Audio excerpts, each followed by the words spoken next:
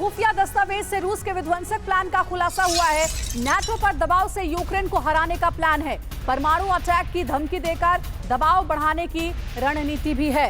तो देखिए, ये बड़ी खबर मिल रही है, जहां नाटो पर दबाव से अब जंग जीतने का प्लान है। आप सभी को पता है कि यूक्रेन की मदद अगर सबसे ज्यादा कोई कर रहा है तो वो नाटो के देश ही कर रहे हैं। और ऐसे में तो खबरें ऐसी भी थी, बेलारूस में कहा जा रहा था कि पोलैंड का एक हेलीकॉप्टर घुस आया, बेलारूस रूस के साथ है। और कहीं ना कहीं नाटो देशों को भी डर है कि पुतिन के गुस्से का शिकार नाटो के देश भी हो सकते हैं। ये देखिए, जो डॉक्यूमेंट आपको हम दिखा रहे हैं टीवी स्क्रीन पर, इसी दस्तावेज से ये खुलासा हुआ है कि कहीं ना कहीं अब एक प्रेशर क्रिएट करेंगे व्लादिमीर पुतिन, ताकि नाटो के जरिए यूक्रेन को पीछे धकेला जा सके।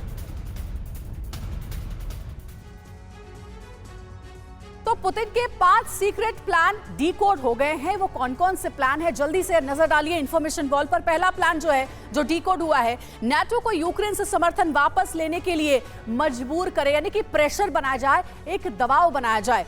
दूसरा जो प्लान डीकोड हुआ है वो ये है कि न्यूक्लियर धमकी देकर नाटो पर युद्ध विराम का भी प्रेशर क्रिएट किया जाए। लगातार पुतिन की ओर से न्यूक्लियर अटैक की धमकियां दी भी जा रही है। तीसरा प्लान यह है कि अमेरिका और सहयोगियों का यूक्रेन से मोह भंग हो जाए, यूक्रेन की मदद ना करे नाटो और अमेरिका के देश, और साथ ही यूक्रेन पर हवाई हमलों से अपना दबदबा कायम करे। बार बार हवाई हमले भी किए जा रहे हैं रूस की ओर से, लेकिन देखा यह जा रहा है कि अभी भी नाटो की ओर से मदद पहुंचाई जा रही है। पांचवा प्लान जो डीकोड हुआ है, यूक्रेनी लोगों सेना का मनोबल तोड़ने की योजना। तो ये देखिए, ये 5 सीक्रेट प्लान है जो कि TV9 भारतवर्ष ने आपको बताया है। अतुल जी, मैं आपसे समझना चाहूंगी, ये जो 5 प्लान जिसका जिक्र हम कर रहे हैं, जिसे डीकोड किया है TV9 भारतवर्ष ने, क्या लगता है पुतिन कामयाब हो पाएंगे इन प्लान्स के जरिए नाटो पर प्रेशर बिल्ड करने में?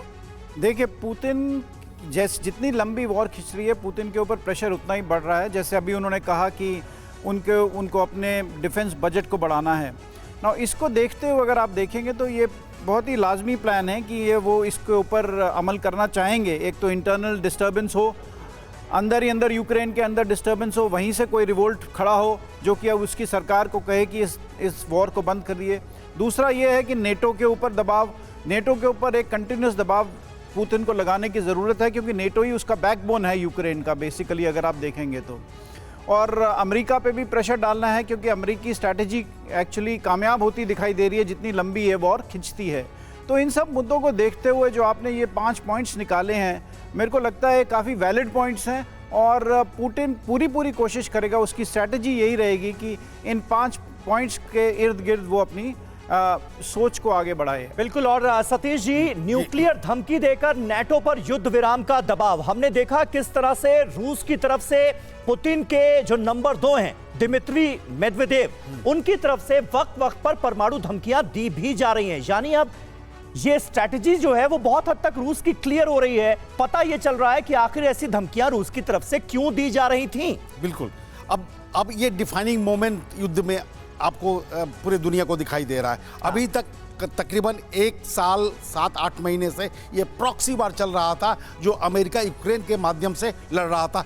अब धीरे धीरे पर्दा साफ हो रहा है और सामने की लड़ाई दिखाई दे रही है, और यही डिफाइनिंग मोमेंट होगा। युद्ध का अंत भी वहीं से शुरू होगा। अब जिस रूप में ये बातें बिल्कुल स्पष्ट हैं कि आर्थिक रूप से रूस महाशक्ति नहीं है, उसकी विपदाएं, उसकी परिस्थितियां प्रतिकूल निरंतर बढ़ती जा रही हैं। जितना दिन युद्ध लंबा खिंचेगा उसके लिए समस्याएं बढ़ती जाएंगी। अमेरिका को अपना वर्चस्व को स्थापित करने का इससे बड़ा मंच और इससे बेहतर मौका नहीं मिल सकता है।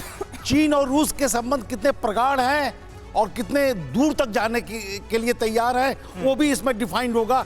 तो अब आने वाला समय, यूरेनियम तो एक बहाना है और कई निशाने हैं, तो आने वाला समय निर्धारित करेगा कि अमेरिका और रूस के बीच में जो डायरेक्ट कन्फ्रंटेशन होगा उसमें चीन कितनी मजबूती के साथ रूस के साथ खड़ा दिखाई देता है। बिल्कुल बिल्कुल, चीन की जो भूमिका होगी वो भी बहुत अहम होगी।